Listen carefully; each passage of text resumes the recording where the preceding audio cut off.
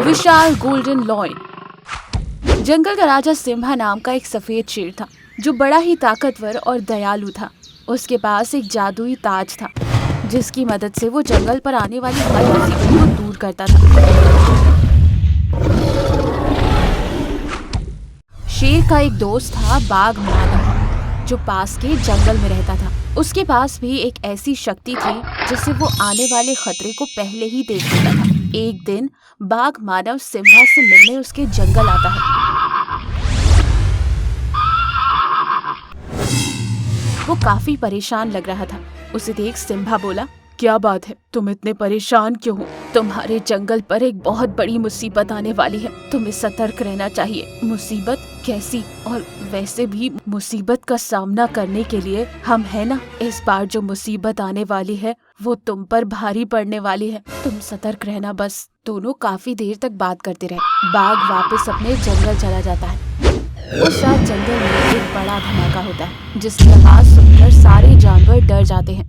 लोमड़ी हिरन से कहती है, अरे बाप रे, जंगल में क्या भूकंप आ गया है?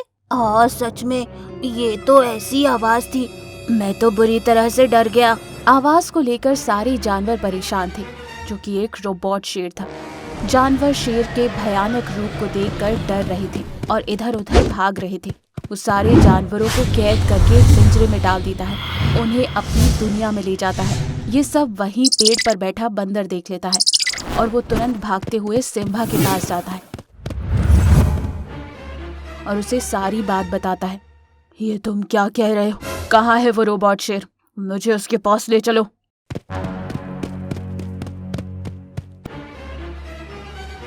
कौन हो तुम?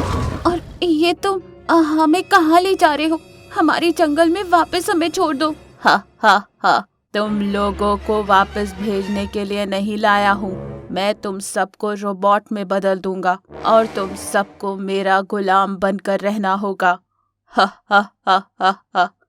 रोबोट की हंसी सुनकर सारे जानवर डर जाते हैं। यहाँ सिम्हा रोबोट को ढूंढ रहा था कि तभी रोबोट शेर सिम्हा के जंगल वापस आता है। रोबोट और शेर का आमना सामना होता है। कौन हो तुम? मेरे जानवर कहाँ हैं? तुम उन्हें कहाँ ले गए? अरे वाह सिम्हा, अगर तुम अपने जानवरों की खैर चाहते हो तो मुझे वो जादुई ताज दे दो जो तुम्हारे पास है। तूने क्या मुझे पागल समझ रखा है जो मैं तुझे पूछते ही वो ताज दे दूंगा? ठीक है, तो तुम्हारे जानवर जो मेरी दुनिया में है वो हमेशा हमेशा के लिए मेरी ही दुनिया में कैद हो जाएंगे। मैं उन सबको मार डालूंगा। रोबोट शेर और सिम्हा के बीच लड़ाई होती है। रोबोट शेर सिम्हा की ताकत के सामने कमजोर पड़ जाता है। ये देखकर रोबोट सिम्हा से कहता है, अरे ओ सिम्हा, तू ये मत भूल कि तेरे सारे जानवर मेरी दुनिया में कैद हैं। ये सुनकर सिम्हा कमजोर पड़ जाता है। देखो, मेरे मासूम जानवरों को छोड़ दो, तुम जो कहोगे वो मैं करूंगा। वो जादुई ताज तुम्हें दे दूंगा। वहीं दूसरी ओर मानव बाघ को सिम्हा की हालत का आभास हो गया था। सिम्हा और उसके जानवरों की जान खतरे में, मुझे जल्दी ही वहां जाना होगा। सिम्हा शेर रोबोट को जादुई ताज के पास लेकर जाता है जो एक गुफा में था। शेर रोबोट ताज को देखकर खुश हो जाता है। सिम्हा जादुई ताज रोबोट शेर को देने ही वाला था कि वहां बाघ मानव प्रकट होता है और वो रोबोट शेर पर हमला करता है। अचानक हुए हमले से रोबोट शेर संभल नहीं पाता और दूसरी ओर सिम्हा अपनी जादुई ताज को पहन लेता है। वो एक विशाल सुनहरे शेर में बदल जाता है।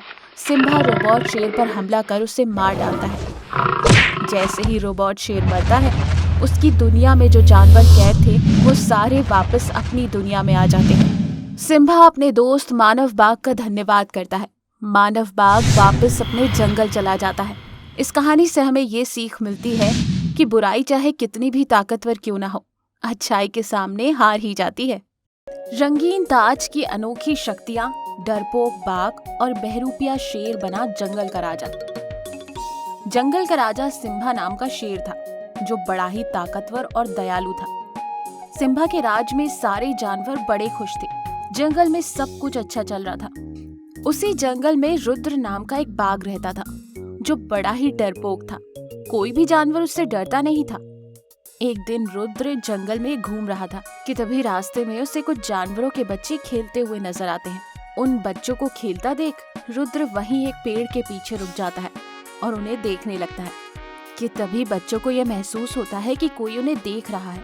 तब हिरन का बच्चा कहता है, अरे दोस्तों, वो देखो, वो पेड़ के पास कोई खड़ा है, हमें देख रहा है। लगता है कोई शिकारी इस ओर आ रहा है, हम सबको सतर्क होना चाहिए। कि तभी हाथी के बच्चे की नजर बाघ पर पड़ती है। वो जोर जोर से हंसते हुए कहता है, अरे दोस्तों, घबराओ नहीं, ये तो रुद्र है, इससे क्या डरना। चलो हम सब मिलकर इसकी टांग खींचते हैं, बड़ा मजा आएगा। यूँ सारे बच्चे एक साथ होकर बड़े ही गुस्से में रुद्र की ओर बढ़ते हैं। अरे ये बच्चे इतने गुस्से में मेरी ओर क्यों आ रहे हैं? कहीं ये सब मिलकर मुझ पर हमला तो नहीं करेंगे? और उसे गुस्से में देखने लगते हैं। मैं तो बस इधर से गुजर रहा था, बस मैं ये कहकर रुद्र बिना पीछे देखे वहाँ से भाग जाता है। इधर रुद्र भागते भागते काफी दूर चला जाता है। यूँ वो सारे बच्चे हंसते हुए वहाँ से चले जाते हैं और जोर जोर से रोते हुए अपने आप से कहता है, अरे मेरी किस्मत, कोई मुझसे डरता ही नहीं, बच्चे भी मुझे डराने लग गए हैं। यूँ वो रो रहा था कि तभी तालाब में से एक सुनहरी मछली बाहर आती है। अरे ओ नालायक, क्यों अपने आंसुओं से मेरे तालाब के पानी को गंदा कर रहा है? मछली को यूँ बात करते देख रुद्र घबरा जाता है। अरे मैं एक जादुई मछली हूँ और इस तालाब की रानी हूँ। रुद्र अपना हाल सुनहरी मछली को सुनाता है। ये सुनकर सुनहरी मछली हंसने लगती है।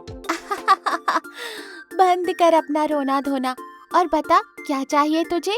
रुद्र एक पल के लिए सोच में पड़ता है और कहता है, मैं अपने इस रूप से तंग आ गया हूँ। मैं चाहता हूँ कि मैं शेर बन जाऊँ। कृपया करके आप मुझे एक शेर में बदल दो। ठीक है, मैं अपनी जादुई शक्तियों से तुझे एक शेर में बदल दूंगी, पर याद रखना, अगर तूने मेरी दी हुई शक्तियों का गलत इस्तेमाल किया तो तेरा अंत निश्चित है। ये कहकर सुनहरी मछली रुद्र को एक रंगीन ताज देती है, जिसे पहनते ही रुद्र एक शेर में बदल जाता है। ये देखकर रुद्र बहुत खुश होता है और वो सुनहरी मछली का धन्यवाद कर वापस जंगल की ओर निकल जाता है। जंगल में नए शेर को देखकर सारे जानवर डर के मारे इधर उधर भागने लगते हैं। जानवरों को यूं भागता देख रुद्र खुश हो जाता है। अब तो रुद्र ने जंगल में आतंक मचा दिया था। वो सुनहरी मछली की दी हुई शक्तियों का गलत इस्तेमाल करने लगा। जब बात सिम्बा को पता चली तो वो रुद्र को रोकने के लिए उनके सामने आ गया। कौन हो तुम और क्यों इन मासूम जानवरों को परेशान कर रहे हो? तुम्हारे लिए अच्छा यही होगा कि तुम जाओ यहाँ से। मेरा नाम रुद्र है। वैसे भी तेरी हिम्मत कैसे हुई मुझे धमकी देने की? आज से इस जंगल का राजा मैं हूँ, तू नहीं, समझा? ये सुनकर सिम्बा को गुस्सा आता है और वो रुद्र पर हमला करता है और सिम्बा को अपनी शक्तियों से घायल कर देता है और अपने मन में सोचता है, इस दुष्ट के पास कुछ जादुई शक्तियां हैं जिसका ये गलत इस्तेमाल कर रहा है। मुझे यहाँ से जाना होगा ताकि मैं दुष्ट का अंत करने के लिए कोई रास्ता ढूंढ सकूं। ये सोचकर सिम्बा जैसे तैसे वहाँ से भाग निकलता है। सिम्बा को यूं भागता देख रुद्र जोर जोर से हंसने लगता है और कहता है, देखा, ये सिम्बा डर के मारे कैसे दम दबाकर भाग रहा है। इधर सिम्बा उसी तालाब के पास आता है जहाँ रुद्र आया था। सिम्बा उदास तालाब के पास पानी पी रहा था और दर्द के मारे सिसक रहा था कि तभी सुनहरी मछली बाहर आती है। अरे ओ नालायक, फिर से आ गया? अभी कुछ देर पहले ही तो मैंने तुझे शक्तियाँ दी थी, फिर क्यों तू दर्द के मारे सिसक रहा है? और ये तूने अपना क्या हाल बना रखा है? सिम्बा के कुछ समझ नहीं आ रहा था कि मछली क्या कह रही है। लगता है आपको कोई गलत फहमी हुई है। मेरा नाम सिम्बा है। सिम्बा मछली को सारी बात बताता है। अरे वो रुद्र शेर नहीं बल्कि बाघ है। वो मेरी ही दी हुई शक्तियों का गलत इस्तेमाल कर रहा है। तुम एक काम करो कि किसी भी तरीके से तुम उसके सिर से वो रंगीन ताज को हटा दो, फिर वो खुद ब खुद अपने असली रूप में आ जाएगा। मछली की बात सुनकर सिम्बा वापस रुद्र के पास आता है। महाराज की जय हो। महाराज मुझे क्षमा करें, मैं भूल गया था कि आप जैसे ताकतवर राजा से लड़कर मैं कभी नहीं जीत पाऊंगा। आप ही इस जंगल के राजा हो और मैं आपका गुलाम। सिम्बा के मुंह से अपनी तारीफ सुनकर रुद्र खुशी से फूला नहीं समाता।